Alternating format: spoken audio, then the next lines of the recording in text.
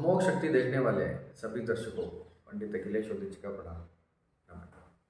मित्रों, सुंदरकांड के विषय में अद्भुत जानकारी मैं आपके सामने लेकर आया हूँ। पिछले कुछ वीडियो बहुत लंबे लंबे मैं बना चुका हूँ। बहुत छोटी सी वीडियो में मैं आपको ज़्यादा कुछ इसके बारे में बताने का प्रयास करूँगा।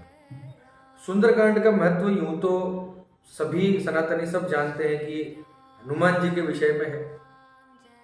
हनुमान जी की आराधना के रूप में सुंदरकांड का पाठ किया जाता है। हनुमान जी इससे बहुत प्रसन्न भी होते हैं।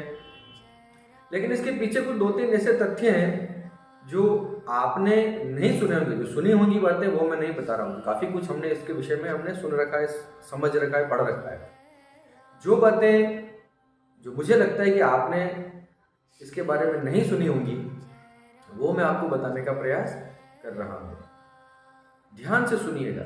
सबको पता है कि सुंदरकांड का पाठ करने का सबसे बड़ा लाभ है आत्मविश्वास में बढ़ोतरी।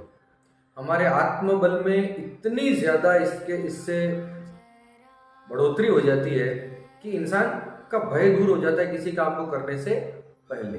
अब इसके पूरे तत्व का वर्णन करने बैठेंगे तो बहुत लंबे लंबे वीडियो बनेंगे। वो भी एक नहीं बनेंगे, कम से कम 10 वीडियो बन सकते हैं लंबे लंबे, 40 से 45-50 मिनट के कम से कम 10 वीडियो मैं बना सकता हूँ सुंदरकांड के रहस्य और इसके अद्भुत तत्वों के ऊपर।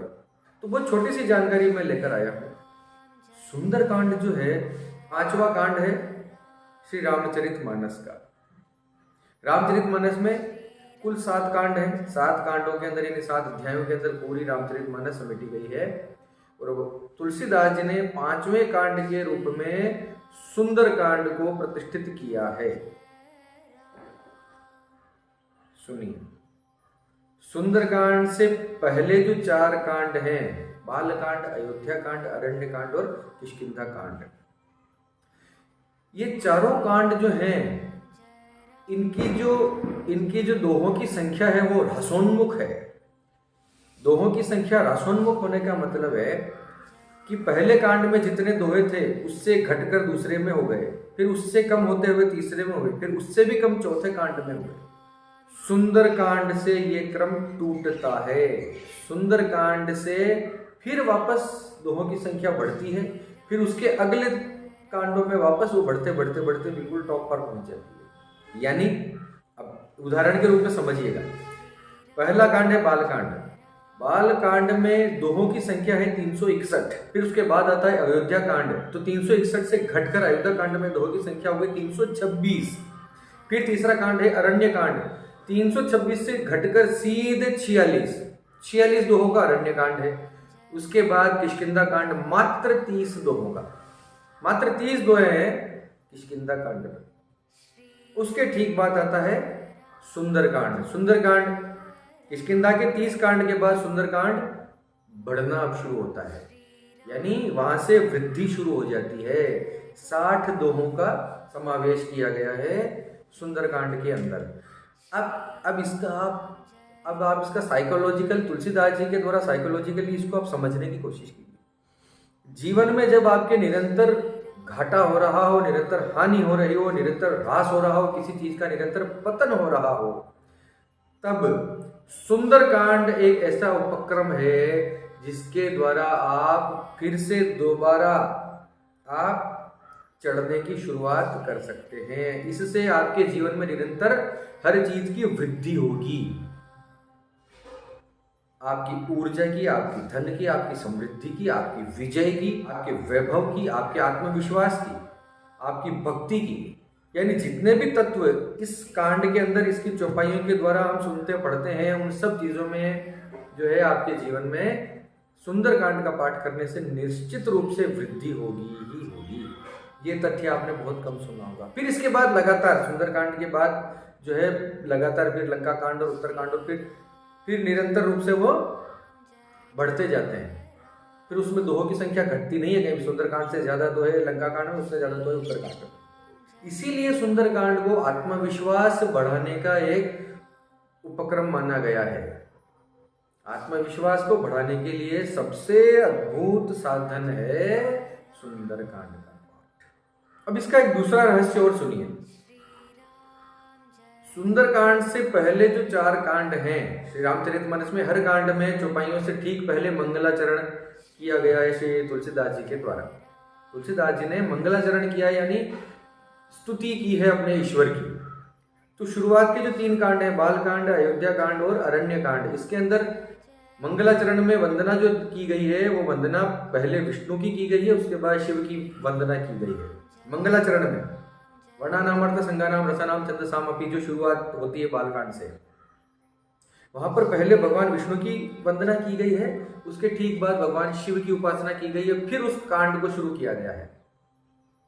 शुरू के 3 कांड में सुनिएगा।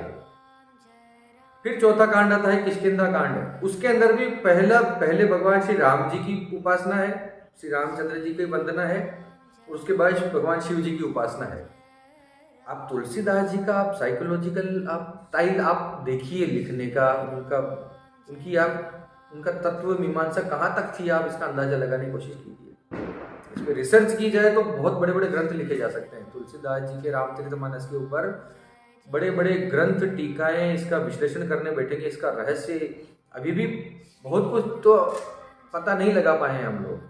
तो पहले 3 कांडों में विष्णु और शिव की उपासना की गई है, चौथे कांड में भी राम और शिव की है तो वो विष्णु विग्रह ही मान लीजिए।